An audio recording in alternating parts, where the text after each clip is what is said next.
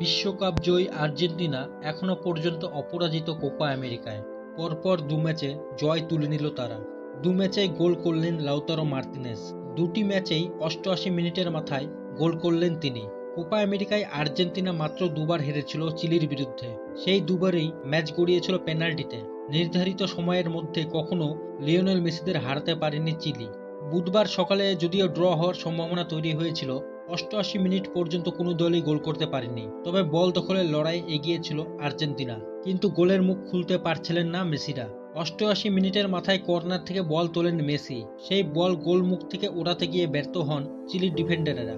সুযোগ কাজে লাগান মার্তিনেজ। ফাঁকা দাঁড়িয়েছিলেন তিনি।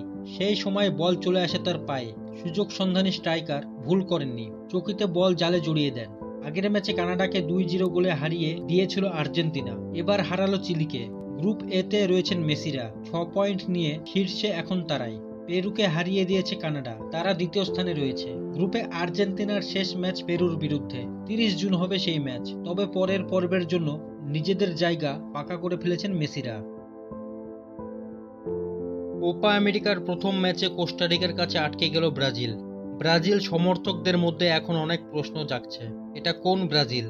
এত নিম্নমানের ফুটবল ব্রাজিল শেষ কবে খেলেছে? মাত্র 22 মিলিয়নের একটা দলের কাছে গোলশূন্য ড্র করল ভিনিসিয়াস রদ্রিগোরা।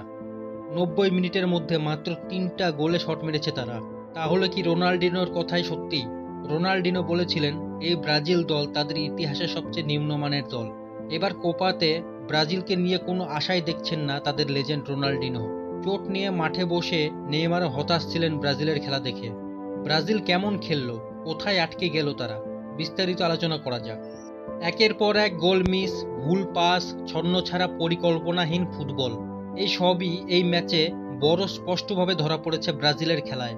47 ধাপ পিছিয়ে থাকা দলের বিপক্ষে ব্রাজিলের এমন ফুটবল হয়তো আশা করেনি কোস্টারিকা সমর্থকরাও। Lucas Paqueta, Rodrygo, Vinicius Junior, রাফিনাদের নিয়ে আক্রমণ ভাগ সাজিয়েছিলেন কোচ দরিভাল জুনিয়র। বদলি হিসাবে মাঠে নেমেছিলেন এনরিকে ফিলিপে। শেষ দিকে গোলের আশায় গ্যাব্রিয়েল মার্তিনেলিকেও নামানো হয়েছিল, কিন্তু গোলের মুখ খুলতে পারেনি ব্রাজিল, যার নিটফল ম্যাচ শেষ হলো গোলশূন্য ড্রয়ে। অথচ ব্রাজিল যে সুযোগ পায়নি এমনটা নয়। যদিও প্রথমার্ধে ব্রাজিলের বলার মতো সুযোগ ছিল কম। 9টি শট নিয়ে কেবল 2টিই ছিল অন টার্গেটে। মাঝে 30 মিনিটের মাথায় কোস্টারিকার জালে বলও জড়িয়েছিলেন ব্রাজিলের মার্কুইনহস, কিন্তু অফসাইডের কারণে সেই গোল বাতিল করেন রেফারি। ভারের সাহায্য নিয়ে গোল বাতিল করা হয়। প্রথমার্ধে আরও একটি সুযোগ পেয়েছিল ব্রাজিল। রড্রিগো গোল করার সুযোগ পেলেও ক্রসবারে মারেন, ফলে গোল আসেনি। তবে দ্বিতীয়ার্ধে ব্রাজিল কিন্তু আক্রমণাত্মক খেলতে শুরু করেছিল।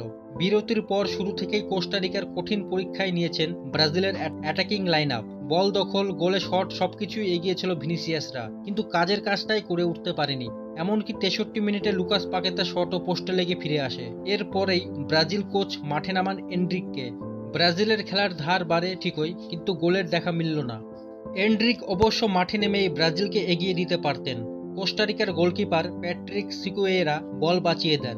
সত্যি কথা বলতে 3 কাঠির তলার প্যাট্রিকের দুর্দান্ত পারফরমেন্সই কোস্টারিকাকে ড্রয়ের দিকে নিয়ে যায়। দ্বিতীয়ার্ধে অন্তত দুবার দলকে নিশ্চিত গোলের হাত থেকে বাঁচিয়েছেন তিনি। এদিকে গোটা ম্যাচে বলের নিয়ন্ত্রণ ছিল ব্রাজিলের দখলে। গোলমুখী শটও তারা বেশি নিয়েছেন। দীর্ঘ সময় খেলা হয়েছে কোস্টারিকার অর্ধেই, কিন্তু গোল করতে পারেননি ডরিভাল জুনিয়রের টিম। কখনো ক্রসবারে লেগেছে বল, কখনো বল বাঁচিয়েছেন কোস্টারিকার গোলরক্ষক, কিন্তু গোলের সামনে খেই হারিয়ে নিজেদের ডুবেছে ব্রাজিল। প্রথম ম্যাচ তাই ড্র দিয়েই মাঠ ছাড়তে হয়েছে তাদের। ব্রাজিলের পরের ম্যাচ 29 জুন প্যারাগুয়ের বিরুদ্ধে, আর গ্রুপ পর্বের তাদের শেষ ম্যাচ 3 জুলাই কলম্বিয়ার বিরুদ্ধে।